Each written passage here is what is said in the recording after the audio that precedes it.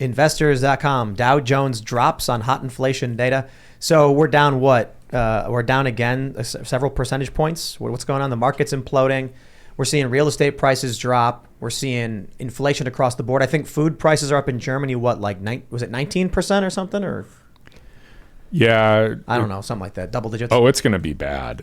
Aside from the potassium iodide, what kind of emergency food have you guys been buying? I cook with a lot of lentils. It's like Ian's cooking lentils every day. Red lentils, baby. This is why it's actually nice to be in America. You know, like we have a lot of food in this country. We don't need to import it. We're not in the position of a lot of countries that do. You know, we really are blessed by our geographic advantages in so many different ways. Oh yeah. You know, oceans on two sides of us, substantially, you know, smaller countries on the north and south. Good neighbors, incredible waterways. I think somebody did a map once where they described the navigable waterways of the United States. Huge mountains that, of course, are very difficult to traverse. Sure, it's amazing. But you know, yeah, I mean, so and you can build stuff in them, like Yes. underground bases. That's right. well. That can withstand nuclear. I'm just saying, bombs. there's so much natural farmland in the United States that just dwarfs almost anywhere else in the world in terms of just the amount of farmland and the ability of our country to produce its own food. Yeah, We're blessed that way. we don't have to buy cat food actually, because Bocus just caught a squirrel the other day, Ah, and we couldn't. Again? monster. No, I'm talking about the one that he Okay. got, and he went into one of the ramps. We couldn't get him out, and I guess he just ate it. So well, there's that. That's cheap. When you live out here in the middle of nowhere, man, you can grow your own food. It's pawpaw season, guys. You know, we had a pawpaw bread today. It was amazing. Oh, good. Pawpaw's hillbilly banana. So there's food aplenty. But if you live in a big city like New York, or even outside of one, like, I don't know, Arlington, for instance, you're probably in trouble. Especially with the potential attacks on infrastructure. So if energy goes out, if the internet goes out, which, again, a lot of it is dependent on underground sea cables, which I think we should be keeping a close eye on, because I do believe there's going to be some significant attacks That on can those. that's a logical way for Russia to retaliate against us. Absolutely. Yep. That's very logical. You're going to be watching your House of Dragons, and it's going to cut off. Yeah. And then it's going to be like, we can't load because Russia cut a cable. Yeah, What do but you do? can't when it turns communicate out with it was somebody? a corporation that did it. Come on. Or you can't have I mean- energy. I mean, if you can't have energy or communications in a place like New York City, I mean, you're screwed. People don't understand how spoiled we've gotten. I want you to imagine this scenario. You're sitting at your house when all of a sudden the power goes out. Cell lines are down. Your phone doesn't work. You can't text anybody. You have no internet. It's just you and your family. Let's say you live in a small suburban community. All of a sudden, it's a couple hours. You're talking to your neighbors like, what's going on? We don't know. Military vehicles pull up. They tell you're you lucky. They tell you, get everybody line up. What do you do? You have no idea who they are. You have no idea what's going on. Do you just say yes? What if it's the enemy? What if something serious? What if they took out a substation? What if they've invaded? What do you do? Well, I would say if the military shows up in a situation like that, comply, because it's probably the good guys if they show up right away. What? I would not. craziest Don't thing Are you fight. crazy? I mean, look at them. If they have American insignias on them, don't fight them. They're probably there to help. There's probably National Guard coming out if something really bad happens. But obviously, don't just When the military You pulls have up- learned nothing. When the But military don't think, don't go full paranoia, insane mode right away if something bad happens. Keep your wits about you and remember that we're on American soil. We're all here together. when your power and communications go down and a military vehicle pulls up, no, don't comply. Demand confirmation. Yeah. But I mean, Or don't just be don't open self-reliant. Be like, fire. hey, basically, is hey, what I'm saying. Just leave and then let be. You don't have to comply. You don't have to go along with whatever military men show up at your door and want you to do. Is it an assessment of like what the odds are whether they're friendly or enemy military? Yeah. I mean, obviously the odds are it's a friendly military. But it's not just Or if there's like a the coup U.S. military. or if there's like a coup d'état. Exactly. Right, well, but that'll be in D.C., right? But that will have it's not effects. even about that. It's about they've rounded Americans up before and put them in camps. right. In World War II, this happened. But even I mean, Don't just say, sure, I'll get on the bus. well, but like, should the Japanese have violently resisted the efforts of? They could Would that have been peacefully- smart for the Japanese? They could I have mean, peacefully and passively resisted, at the very least. I don't know. I think it. It's one of those like horrible things. But the outcomes for the Japanese people who resisted would not have been better than those that complied. Like, it's an appalling human rights abuse by our government. But that doesn't mean that like the correct and practical course of action for the victims of that oppression was to violently resist. I'm not sure at the same time the appropriate response is to willfully enter a concentration camp. No. Don't just jump into the fire when you see it burning, but use discretion and don't just assume it's the enemy if something bad you don't have to happens. resist. You don't have to comply either. But you could force the issue and make it more of a debate. More Yeah, of a sure. You conversation. could definitely make it like some sort of like civil or disobedience. avoid kind it. of I thing. mean, Or avoid it. We're talking about overt violations of the Constitution, And civil rights and human rights. Right. criminal actions being made against the American citizens because they were scared that some of them, because of the way they looked, may have been spies. In hindsight, if you were Japanese during World War II, what would you do?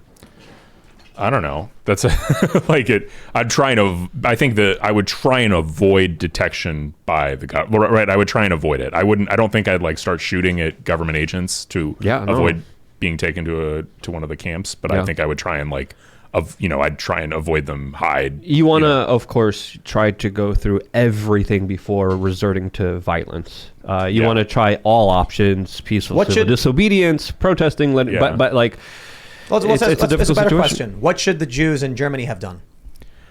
Different. I mean, different. Given that and I think the Warsaw Uprising demonstrates this, right? Like the way that there is a category difference between how we treated the Japanese people and how the Nazis treated Jews, right? Yeah.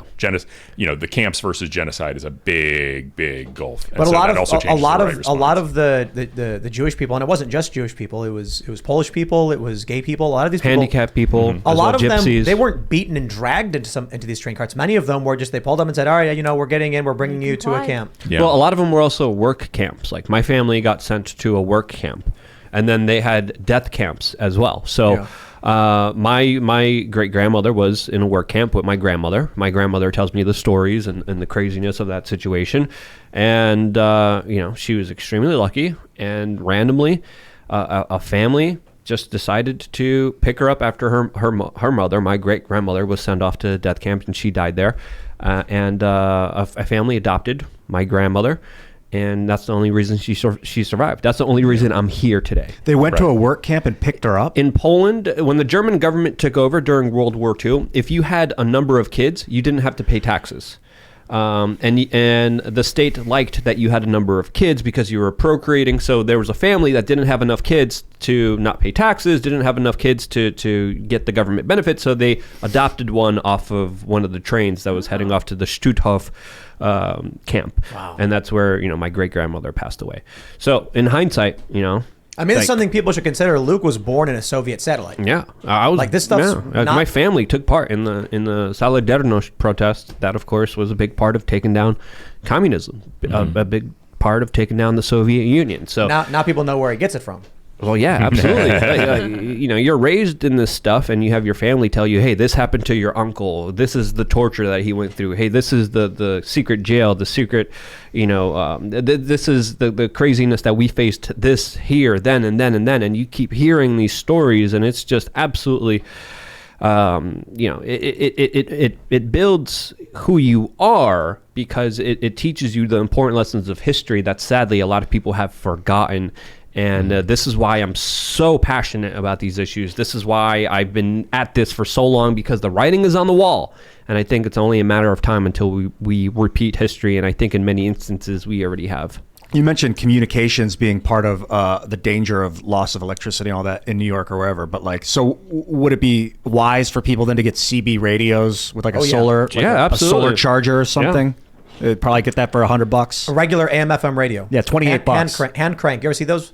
You can crank it to charge the battery. Yeah. Get one of those. It's exhausting. You charge for a while, but it works. But you want to hear what's going on, because they may say, you'll turn the radio on and it'll say a large group of whatever are heading south down I-90.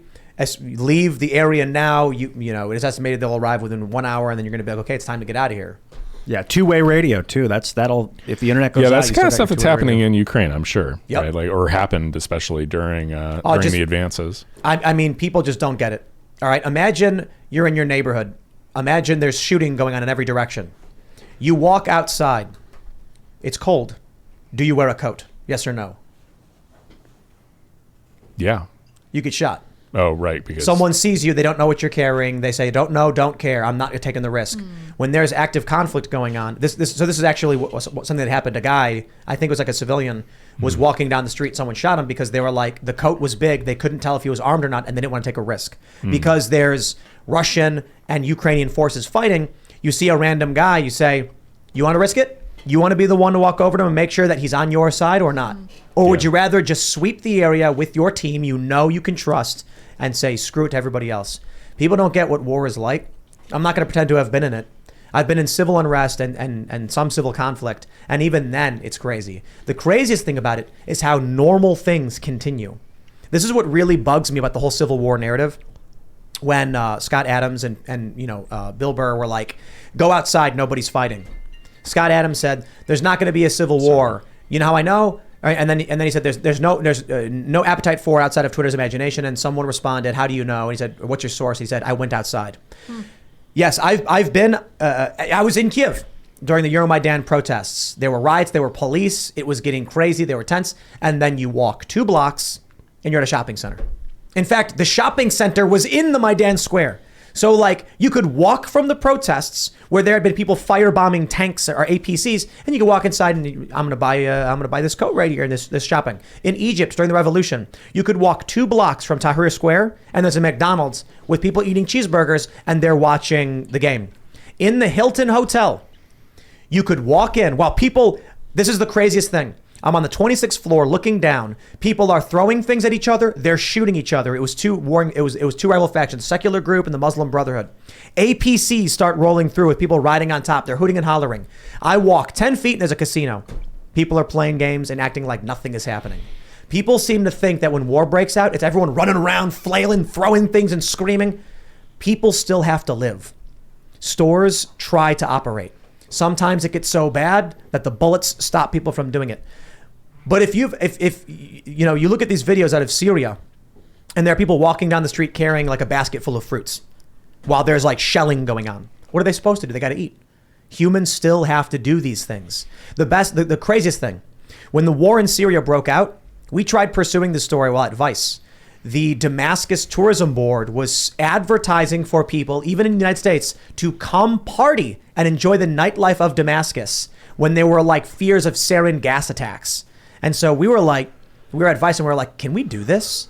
Like, can we go to Damascus and film a video that's literally just us partying and entertaining what they're advertising while acknowledging this war is going on? So you're saying you don't shut down for war, but maybe for a virus sometimes? I don't get it. What's worse here? Shout out to Elon Musk and Starlink and anyone else that's working on satellite internet, because if our terrestrial internet does go down, which sounds extremely vulnerable, if it's underwater and cables right along where those pipelines run, they just got one of those.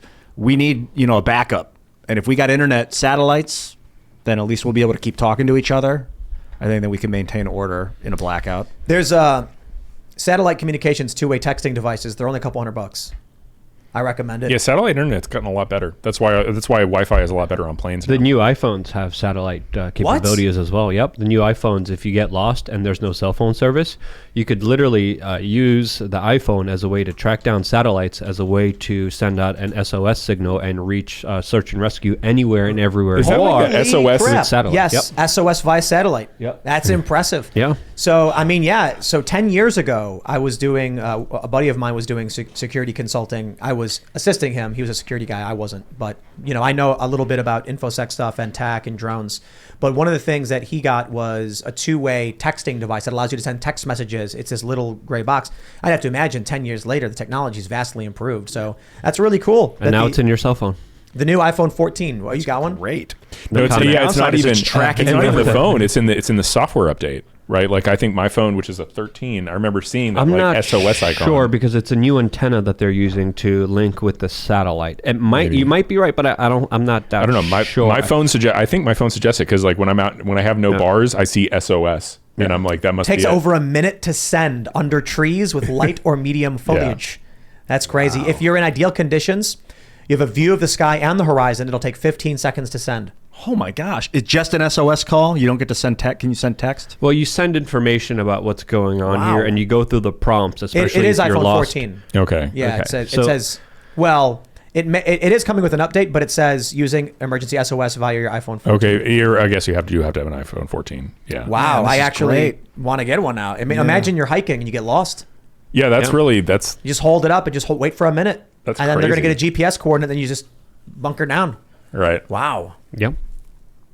Cool stuff. Modern technology. That's awesome. Yeah, it can be used to track you everywhere you go. It Of probably course, there's but- probably like Including a back, completely there's off probably the a grid. back door in there that of course is Oh, like 100. satellites. We can't see what he's saying. Send in the satellites. but it gives So- you the chance to track yourself, which is pretty cool. Yeah. This software should be free for sure. 'Cause Now there's no escaping the DARPA darknet and the surveillance system.